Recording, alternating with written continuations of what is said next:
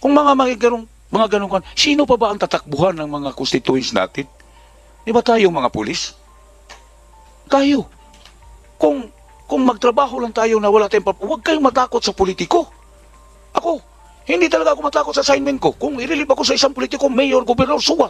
Hindi ko naman pinakasalan yung assignment ko. Oh, hindi ako matatakot. Lalaban ako ng, when I was assigned in Misamis Occidental, nilabanan ko yung mga kuratong baliling na mayor doon. Kahit saan pa kami makarating. Kung ginawa niyo yun, kung tauhan niyo ng vice mayor o mayor ng Lucena City ba yun? So what kung irilib kayo? You are still a police officer.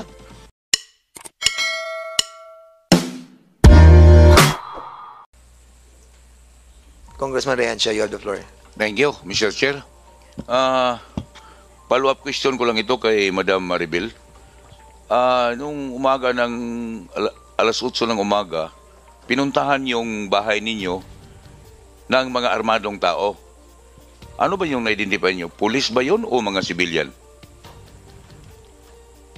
Sabi po nila, pulis po sila.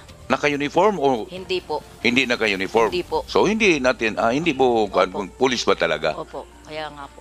Yun lang ang sinabi ni Milicio. Milicio ba yun? Yung barangay treasurer? Opo, Milicio de Castro po. After incident nga tinutukan ka ng baril dito sa ulo, saka pati yung daughter-in-law mo, anong ginagawa mo pagkatapos nung umalis na yung mga armado? Ay di nag-ano po kaming mag-asawa na sabi po namin i-report daw po agad namin sa police station. Pumunta kayo sa police station? Hindi pa po nung oras na yon. At gawang yung anak ko pong buntis ay sinaman po ng lasa. Hindi pa po namin agad-agad na kuwan at kasama ko pa po yun pagre-report sa police station po eh. Anong police station na tinukoy mo? Yung sa Lucena City? Opo, Lucena City PNP po. Sa Lucena City ang Opo, station? Opo. To, anong oras na kayo nakapunta doon sa police station? Mga alauna nga po hanggang alas 3, hindi ko na po sa kasi tanda, sir. To, Basta hapon po yun. 2 hours. 2 hours ka nag-stay Opo, doon. opo. Sino bang nakausap mo doon? Sinong police? Si Sir Rodriguez nga po, sir. Yung nagsalita kanina, ikaw? Ikaw ang Handwriting ko po, sir, yung po, ano ko Your doon, yung statement ko po, handwriting ko po. talagang nakikita ninyo o tinutukan talaga kayo ng baril ito sa noo, yung sabi mo? Yung mister ko po, tinutukan ng baril sa noo, yung anak ko pong buntis, sa tiyan po mismo. Tapos ako po sa dibdib. Sa dibdib? Opo. Long firearms. Opo. Tapos nagsabi silang pulis. Pulis po sila. Oh. Huwag daw po kaming matakot at pulis daw po Yun sila. din ang sinabi niyo doon sa investigator, duty investigator. Opo. Handwriting ko po yung sinalaysay ko po doon. Ako po ang handwriting po yung... Okay, lilipat ako doon sa investigator. Ay, nung sinabi na sa mga complainant na nandoon sa opisina niyo, anong initial action niyo ang ginawa niyo? Bali po yun, sir, nung nakausap ko nga po, talaga po ang focus po kasi ng reklamo niya is itong si Milicio de Castro, yung treasurer po. Kaya po ginawang ko po siya ng endorsement do sa pangyayari po na siya inakaramdam ng Yung pagkainis. endorsement nga ibalik mo sa barangay level, kung maliit lang yung krimen, tinutukan na nga ng baril, ang lahat is election time. Sa noo, sa dibdib, sa tiyan. Sir, hindi po kasi nabanggit sa akin yung Hindi mo nabanggit, pangyayari na yun nung time na yun. Madam Maribel? Nabanggit ko po lahat doon. Sino mo nagsasalita sa inyo ng totoo? Nabanggit ko po lahat kasi po ako po ang nagsulat Kasi po kung ng aking nabanggit lang reklamo. ako, anong pangalan mo?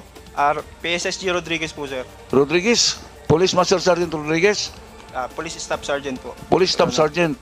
Kasi kung mga ganun mga krimen, kailangan may aksyon kagad ang ating opisina. Kasi po, may ano na yan maski Comelec control, ang Comelec hindi makareact ng ganun dahil armado yung nagpunta doon sa bahay. Yung hinalugog yung bahay ninyo, may pinakita ba sila dahil police? May pinakita ba sila na search warrant?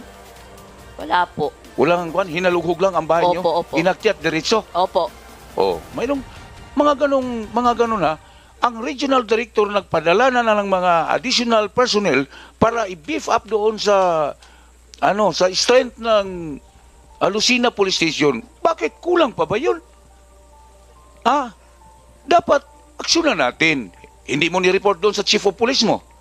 Para yung chief of police mo makagawa kagad ng operating team para makapunta doon sa area nga nangyari yung krimen. Malayo ba yan, yung Barangay Mayaw?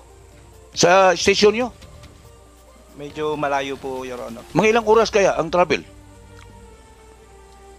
Siguro po mga 20 to 30 minutes po, Your Honor. Oh, naintindihan kita na investigator ka lang, mayroon pang mas mataas sa'yo. Kung gano'n na mga report, na mayroon talagang reported armed group na hindi man naka-uniforme, may dalang baril, that is illegal. Kung police man yun, mas lalong illegal. Kung civilian yun, wala silang karapatan magdala ng mga long firearms. So, lipat ako doon sa chief of police. Yung araw na yon, hindi ba nag-report yung investigator mo na, sir, mayroong mga armado doon na tinutukan yung constituents natin doon? Wala po, Your Honor. Kasi kung nai-report po, nakapagpa-conduct po sana ako ng dragnet Wala operation. Wala to, miscommunication ito eh. Ang dami-daming nangyari. Ako, police din ako ha. Police din ako. Alam ko yung parang may tinakpan ng ano natin dito. Kasi kung ginawa natin ang trabaho, kung ginawa niyo ang trabaho, hindi na tayo makarating ng ganito. Nag-share tayo ng oras. 2 years pa lang ako dito, puro na lang investigation. Puro investigation. Ako ba na kanina pa ako nakikinig, mayroon talagang tinakpan dito. No? Kasi hindi man the regional director has acted sa mga complaint na kulang na ang personnel, dinagdagan from the regional mobile group or provincial mobile group. Ang PD nagsabi dinagdagan ng the strength of Lucena Police Station is 166. Tapos dinagdagan ng 41 personnel coming from the region. That is enough. Diba, PD? Tama ba yung ginagawa? 166 yung personnel natin sa Lucena City? Yes, Your Honor. 166 din nadagdagan after po nung mangyari sa Barangay Bara, Your Honor. Oh. Ano mo, dinagdagan na. Kung mga ganong kwan, sino pa ba ang tatakbuhan ng mga constituents natin? Di ba tayong mga pulis? Tayo. Kung magtrabaho lang tayo na wala tayong huwag kayong matakot sa politiko. Ako, hindi talaga ako matakot sa assignment ko. Kung ililip ako sa isang politiko, mayor, gobernador, suwa. Hindi ko naman pinakasalan yung assignment ko. Oh, hindi ako matatakot. Lalaban ako ng when I was assigned in Misamis Occidental, nilabanan ko yung mga kuratong baliling na mayor doon. Kahit saan pa kami makarating. Kung ginawa niyo yun, kung tauhan nyo ng vice mayor o mayor ng Lucena City ba yun? So what kung i-relieve kayo? You are still a police officer. Karga-karga pa rin yung ranggo ninyo. Sila kung magdala sila ng baril, nakatago pa. Kayo, nakasukbit na dito sa baywang. Kung iharas kayo. Kung ang mga tao natin, hindi natin kaya idipinsa, sino pa bang tatakbuhin nila? Nagbabayad yan sila ng buwis. Tayo mga police officer, tayo ang inasahan nila. Sana, magbago sana. Si General Lucas, alam ko, na hindi siya nagpabaya dahil nagpadagdag na nga ng personnel coming from the regional office. Si PD nagpadala na. Dapat ikaw, hippie, inaksyonan mo na lahat. Ilang barangay yung nagkagulo-gulo doon? Narinig ko yung privilege speech ni Congresswoman Matibag noong nakaraang linggo. Narinig ko yun. Sabi ko, takot-takot na naman na investigasyon ito. Kayo ba? Ito, assault of advice.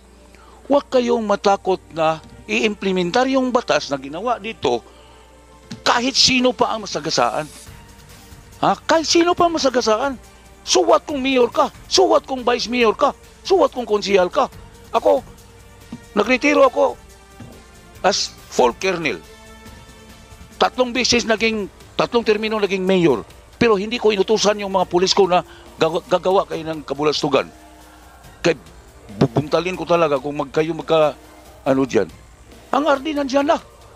I know General Lucas, hindi nagpabaya. Bakit naman hindi nyo nirespondihan yung nangyari doon sa barangay Mayaw? Pati yung sa Bara. Inakyat na nga. Kung itong kaso na ito, diniinan, sigurado ako may makulong. Pero, topsy-turvy, hindi diniinan ang ebidensya. Kung mag-file ka ng kaso, huwag mong hintayin na ganyan lang, i-follow up mo palagi. Grabe yan. Police, 30 years in service din ako. Hindi pa nga ako natapos dahil optional yung ginalo ko, dahil sumali ko to sa politika, dahil nakalitsi-litsi yung assignment ko, litsi-litsi yung career ko. Iniito rin pala. Yung mga politiko dyan, huwag kayo matakot. As long as you're doing your job well, Wala kayong dapat ikatakot. Kahit i-relieve ka, floating ka, may sahod ka, malaki na nga ang sahod mo. Pag sabi ng Vice Mayor, Mayor, Vice Mayor, hindi ito pwede yan. Dahil ang mga tao, sino bang, ba Mr. Chairman? Wala na. Wala nang masahan pa. Para sa akin, it's better to scot-free the guilty than to hang innocent party. Yun ang itanim nyo dito ba? Wala tayo sana dito ngayon kung nagtrabaho kayo ng gusto. Kung ginawa niyo yung trabaho niyo, diinan yung investigation niyo. Imagine, kung policeman niya nakadala ng long firearms na ginamit niya pagharas ng isang sibilyan, that is illegal. Kung sibilyan man yan, mas lalo na. Wala siyang karapatan magdala ng baril, kayo lang. Mga naka-uniform personnel.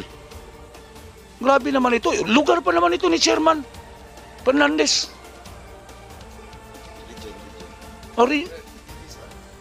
Pati sa'yo, Chairman, di ba mag-gobernur ka man doon?